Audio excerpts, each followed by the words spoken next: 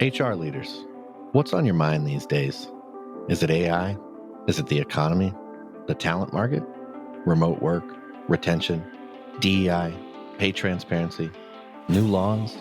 Our 2024 Workplace Trends Report outlines how HR leaders are thinking about these challenges and what they believe will help their organizations overcome them. Want to find out what they said? Head on over to peoplemanagingpeople.com/Workplace Trends 2024 and download the report to find out.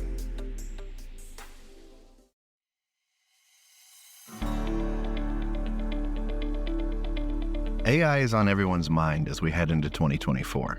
Seemingly every worker in the knowledge economy is experimenting with how this groundbreaking technology can change their workflow, create space for them to try new things, and eliminate mundane tasks from their plates. So how are people feeling about this shift? And what do leaders need to do next as AI becomes an increasingly important part of how we work?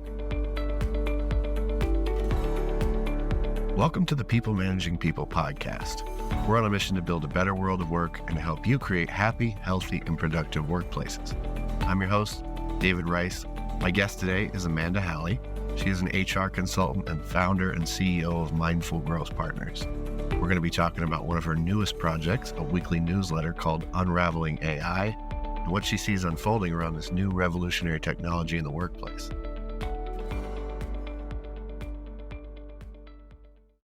Amanda, thanks for joining us today. Yeah, excited to be here. Lots to talk about. Let's talk a little bit about yourself. Tell us a little bit about your background and then what led you to creating the Unraveling AI newsletter.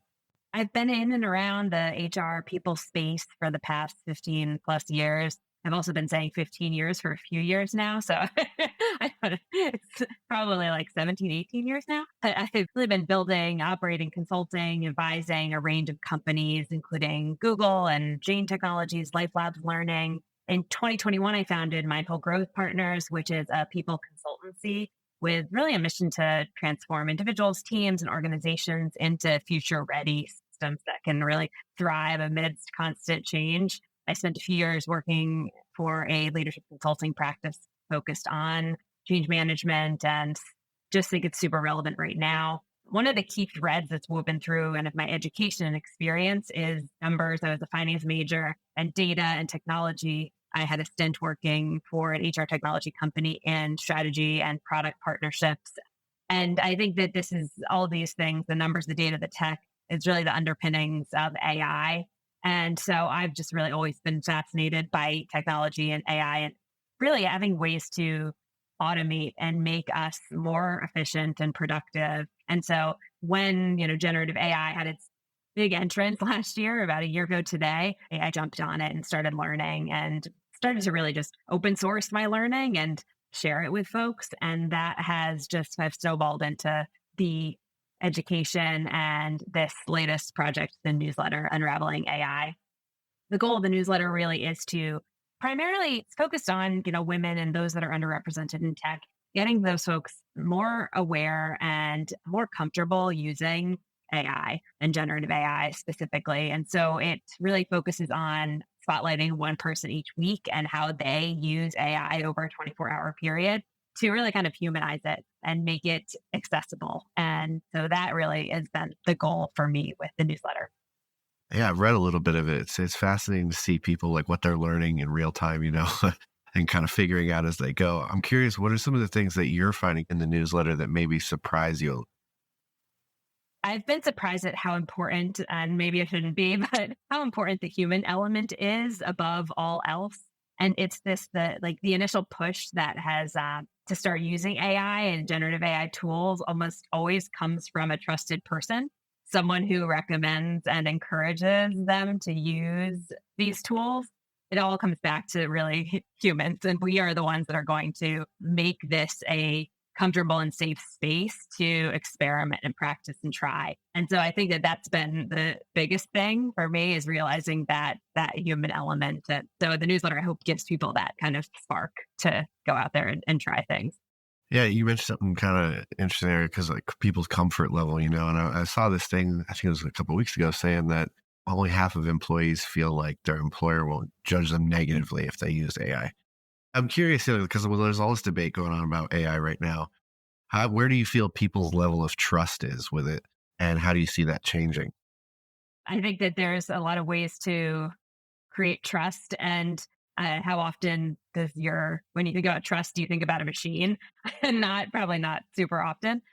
And so I think that the trust comes with the ability to have conversations openly and to learn together and to have this curiosity and open mind. And I do think that there are more conversations happening around AI in the workplace, and organizations are doing more to create those conversations.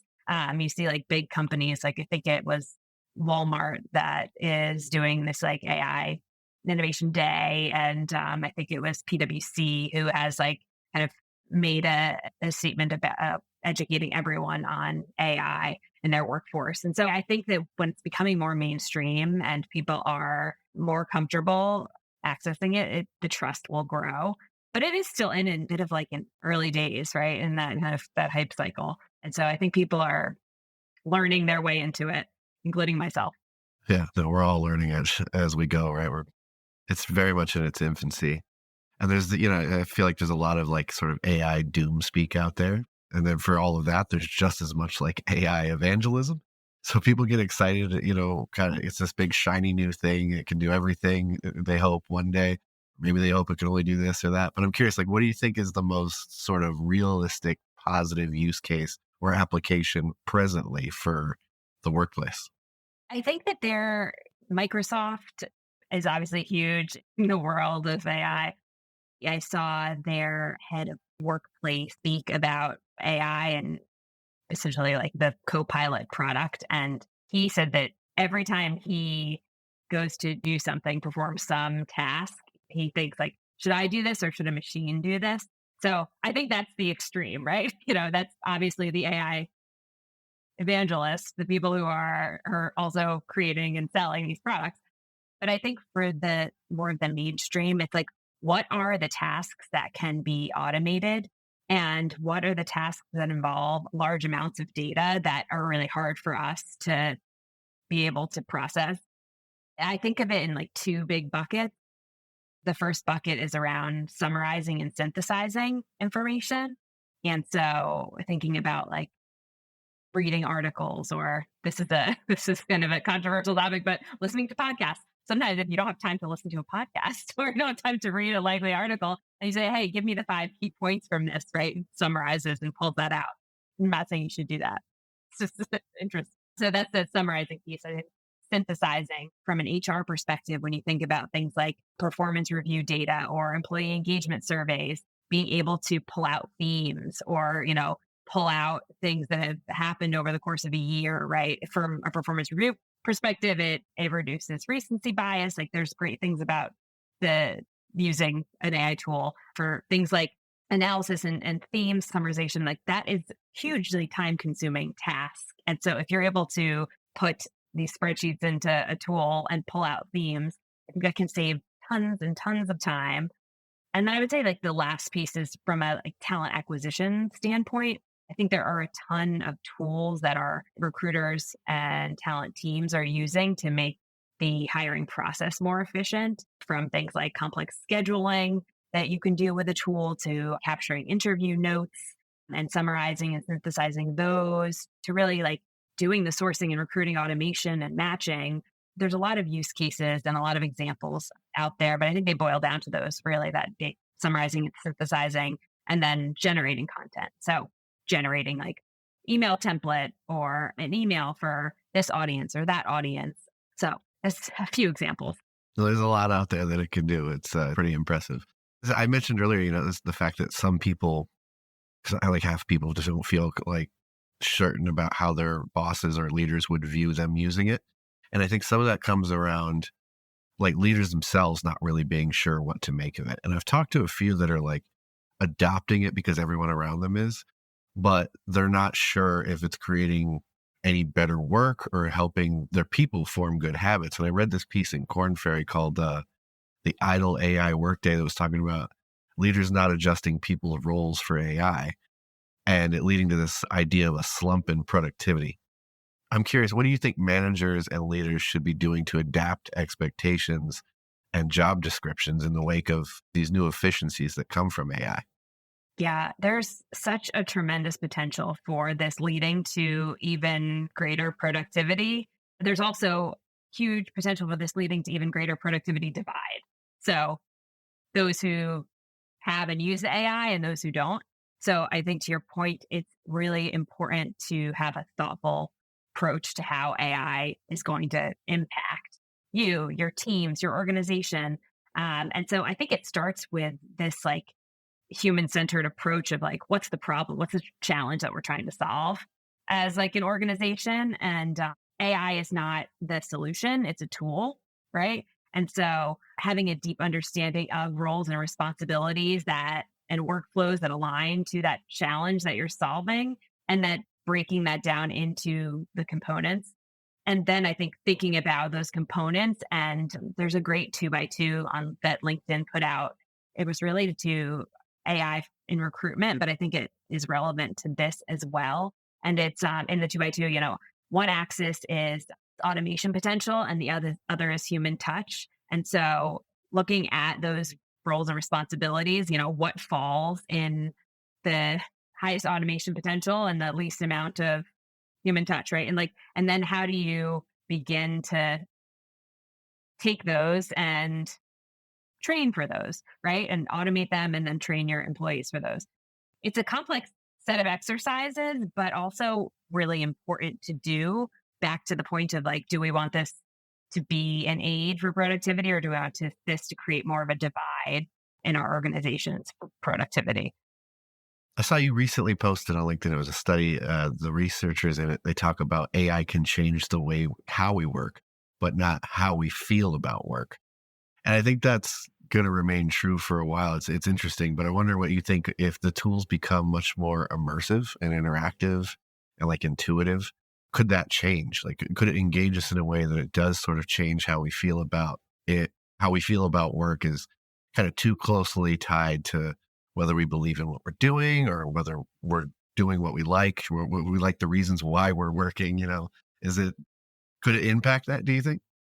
I do believe that AI will change not only how we work, but how we feel about work. So I posted that, but I actually have kind of like come around to think about this a little bit more deeply. And there are clearly so many factors that contribute to how we feel about work. And I think one of those is how we do that work. So I think that it has to, right? Like AI has to impact both of those things. It's a factor, right? Like I think there's the way when you think about engagement, right? I think of the way we feel about work is how engaged we are at work, kind of interchangeable, the same things, right? And so the things that impact that engagement are how clear we feel about our roles and responsibilities, how much autonomy we have, the meaning that we get from our work, the ability to make progress at work, how connected to others we feel at work. And so I think when you think about AI, it's like, how is it going to pull the lever on each of these different things? So maybe AI is going to give us more opportunity to make connections with people at our company. So it's going to increase our engagement, our ability to like have like that social inclusion aspect. So I do think that it can able to take away of like, it's going to give us more time to do more of the things that will make us feel more engaged, I hope. I think that's my greatest hope for it. There's another interesting stat that I saw. It said only 54% of people are being encouraged to use AI at work, and 35% of people are secretly using it. So I'm curious, I wonder how much of this is due to organizations not knowing how to sort of regulate or guide its use and create policy around it. What advice do you have for employers who have an interest in employees using AI, but they're not quite comfortable with, what might be done with it yet? I completely agree. I think organizations are intrigued. Their leadership teams are using it. Boards have a perspective on it, are asking their like leadership teams how they're using it. But I definitely think that there is like a lack of guardrails and guidelines that companies are putting in place as to like how to use it. And so it becomes a bit of like the Wild West. And with that, like that lack of clarity creates like fear and like lack of comfort and lack of internal alignment and all of those things. I often tell people and advise folks to think of like three different pathways as they're approaching like AI in their organizations. And the first is education, because it has to start with that like foundation. What is AI, right? What is generative AI? What's machine learning, right? Having a basic understanding around all of this is going to be key to then moving forward and leveraging these tools. And the second is experimentation. And so I think encouraging folks is not only experimenting, but it's encouraging experimentation with your teams and your organization. And I think it could be as little as like 15 minutes a day. Play around with ChatGPT, test it out, set up demos with AI vendors. There's so many out there, and free way just to get a little bit more access to what's going on and what tools are being created and how they are leveraging generative AI in their platforms. And I think documenting and sharing learnings also is a huge one.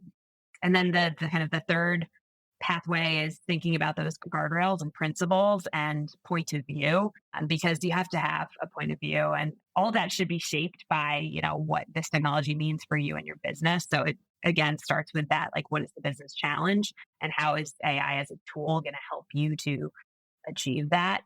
I'm just curious, like, I just thought of this. What's been your favorite story that you've heard through the newsletter so far?